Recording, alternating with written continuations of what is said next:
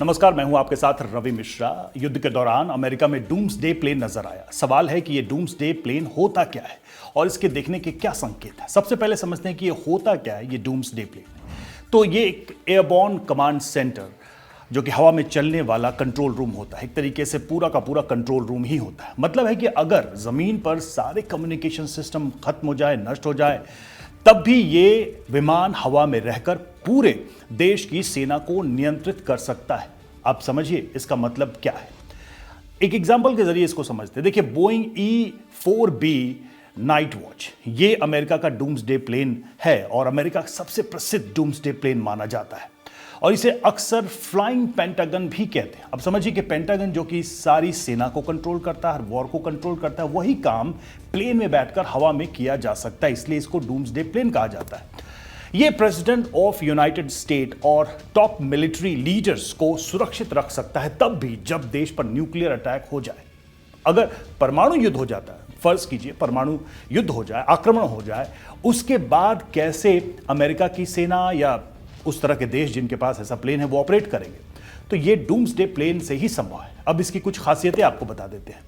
Nuclear blast अगर होता है तो उससे सुरक्षा इसमें सबसे इंपॉर्टेंट होती है और इसके लिए इसमें खास तरह की शील्डिंग होती है जो कि इलेक्ट्रोमैग्नेटिक पल्सेस यानी EMP से बचाती है। एक तो सबसे बड़ी इसकी खूबी ये है, परमाणु हमले के बाद भी इसके सिस्टम्स बंद नहीं होते हैं, ये ऑपरेट करता रहता है और हवा में लंबे समय तक ये रह सकता है। मतलब कई दिनों तक ये उड़ान भर सकता है, हवा में ही रह सकता है, हवा में रिफ्यूलिंग के जरिए वहीं से इसको ऑपरेट किया जा सकता है, जमीन पर आने की जरूरत ही नहीं पड़ेगी। तीसरी खास बात यह है कि पूरा का पूरा एक कमांड सेंटर है, मतलब एक पूरा का पूरा ऑपरेटिंग सिस्टम है।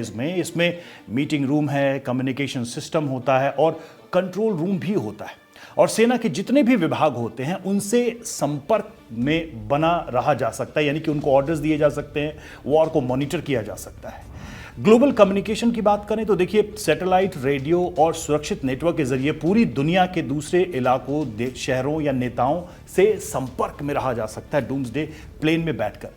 सबसे बड़ी बात यह है कि इसका इस्तेमाल कब होता है। तो सबसे बड़ा फैक्ट यही है कि जब भी न्यूक्लियर वॉर होता है उस परिस्थिति में इसका इस्तेमाल होता है। वर्ल्ड वॉर जैसी स्थिति अगर आती है या कोई ऐसा बड़ा टेरर अटैक जिसमें राष्ट्रपति की जान को खतरा है, तब इसका इस्तेमाल होता है। या जब देश की राजधानी या सरकार ही खतरे में हो, वहीं पर अटैक हो जाए, तब इसका इस्तेमाल होता है।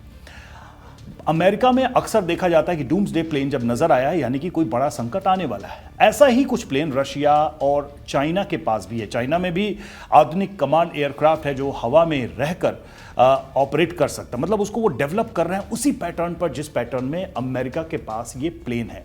अब सवाल यह है कि इसका खर्च कितना आता है। आज की तारीख की बात करें, देखिए डूम्सडे प्लेन का कॉन्सेप्ट पुराना है, लेकिन आज की तारीख की बात करें तो लगभग भारतीय रुपए में लगभग 4,000 करोड़ तक की लागत इसमें आ सकती है। भारत के पास ऐसा कोई प्लेन तो नहीं है, लेकिन भारत के पास जरूर ऐसा एडवांस कम्युनिकेशन सिस्टम है एयरफोर्स के पास, जो जरूरत पड़े तो एयरबॉर्न कमांड सिस्टम क्रिएट कर सकता है, यानी हवा में रहकर भारत के सारे युद्ध को कंट्रोल भी किया जा सकता है। तो डूम्सडे प्लेन जब नजर आया अमेरिका में, 6 राउंड्स की उड़ान भरी उसने, तो ये अब संकेत या कयास लगाए जा रहे हैं कि क्या वाकई में अमेरिका एक बड़ा हमला करने वाला है। क्या अमेरिका को इस बात का डर है कि न्यूक्लियर वॉर शुरू हो सकता है।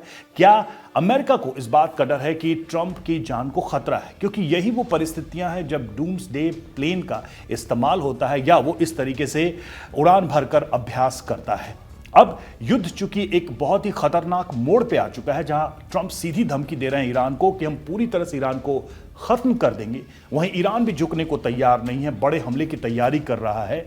न्यूक्लियर वॉर की संभावनाएं भी बढ़ रही। बहुत सारे एक्सपर्ट्स मानते हैं कि ऐसा हो सकता है कि कहीं एक लिमिटेड वे में इस बड़े हमले का प्रयोग अमेरिका कर दे और कहीं ईरान ने न्यूक्लियर वेपन एक्वायर कर लिया या कुछ ऐसा कर लिया तो उसमें भी खतरा है। इसी को देखते हुए डूम्सडे प्लेन डिजाइन किया गया था। आज एक बार फिर से जब हवा में वो दिखा तो ये सारी बातें आई, इसलिए ये समझना भी बहुत जरूरी है कि डूम्सडे प्लेन है क्या, कैसे काम करता है, किन परिस्थितियों में काम करता है।